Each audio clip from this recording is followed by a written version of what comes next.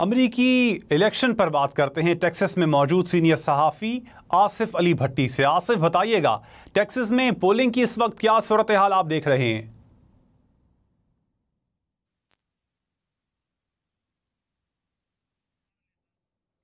तो आज अमेरिका में पोलिंग का अमल जारी है। अमरीकी इलेक्शन पर ही बात करने के लिए इस वक्त टेक्सास में सीनियर सहाफ़ी आसिफ अली भट्टी हमारे साथ मौजूद हैं। बहुत शुक्रिया आसिफ साहब। आसिफ साहब, आप टेक्सास में मौजूद हैं।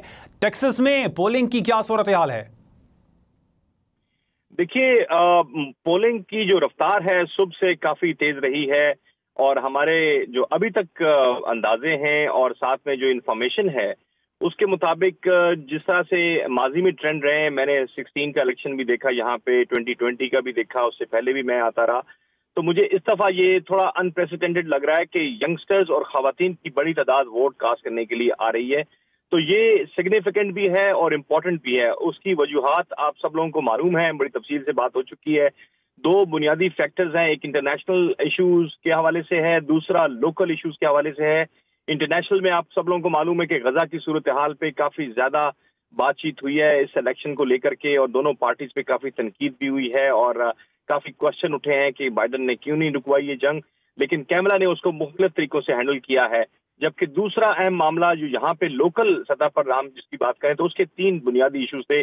मुआशी सूरत हाल है यहाँ की, जो कि महंगाई बढ़ी है 4 सालों में, उस पर काफ़ी बातचीत हुई और ट्रंप ने एक मौक़िफ़ लिया कि वो महंगाई को कम करेंगे। दूसरा इमिग्रेशन का मामला है बड़ा सीरियस, क्योंकि ट्रंप ये कहते हैं कि वो तमाम इमिग्रेंट्स को मुल्क से निकाल बाहर करेंगे जो कि इलीगल रहते हैं, जबकि जो कैमला हैरिस हैं वो ये कहती हैं कि उनको लीगलाइज स्टेटस देने के लिए या उसके लिए कोई कानून साजी वो करेंगी। साथ ही में इस्तिकात हमल का जो मामला है वो बहुत अहमियत अख्तियार कर गया है, क्योंकि कैमला ने उसको एक इंसानी हकूक कह लें या वेमेन राइट्स के हवाले से उठाया है और ये कहा है कि ट्रंप की तरफ से स्टेट को मिस यूज किया गया है, स्टेट के इख्तियारात को, कि ये कानून साजी में इसको बदला गया, इसको वो ख़त्म करेंगी और ये ख़वातीन की मर्जी होनी चाहिए, उनका ये हक है कि वो चाहें तो अपने अबॉर्शन की तरफ जाएं, वरना जो है वो उसको पूरी प्रोटेक्शन को मिलेगी। तो ये मामला ख़वातीन के हवाले से चूंकि बड़ा इम्पोर्टेंट था, वो इसको एक अपने हकूक के तौर पे ले रही हैं और उसी को कैमला हैरिस ने जो है वो यहाँ पे हाईलाइट किया है, तो शायद उससे फ़र्क पड़ रहा है। लेकिन अब मामला चला गया है स्विंग स्टेट्स की तरफ, और ये हमेशा होता रहा है, ये पहली दफ़ा नहीं है। आपको शायद अंदाजा होगा कि 7 स्विंग स्टेट्स हैं जिनके अंदर पेंसिल्वेनिया, मिशिगन और जॉर्जिया बहुत अहमियत के हामिल हैं, क्योंकि वहाँ के वोट्स बहुत ज़्यादा हैं। तो जो सबसे बड़ा वोट का चंक है वो ज़्यादा पेंसिल्वेनिया में है, लेकिन मिशिगन में चूंकि अरब वोटर ज़्यादा हैं, वहाँ पे एक मिसकॉन्सेप्शन था कि सिर्फ मुसलमान अरब्स हैं, ऐसा नहीं है। वहाँ पे हर मज़ाहिब के लोग रहते हैं, लेकिन उनका ताल्लुक अरब कंट्री से है।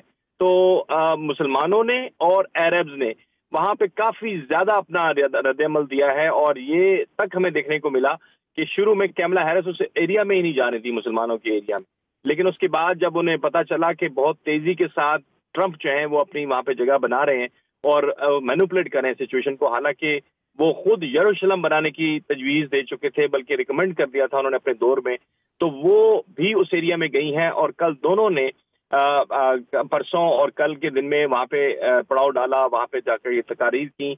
अभी तक जो ट्रेंड नज़र आ रहा है मुझे मुख्तलिफ स्टेट से भी मेरे पास इंफॉर्मेशन आ रही है, तो तकरीबन लास्ट ईयर 2020 लास्ट इलेक्शन में 2020 में ये रेशो रही है 65 से 66% वोटर्स की टोटल, लेकिन इस दफ़ा लगता है कि ये हिंसा क्रॉस हो जाएगी।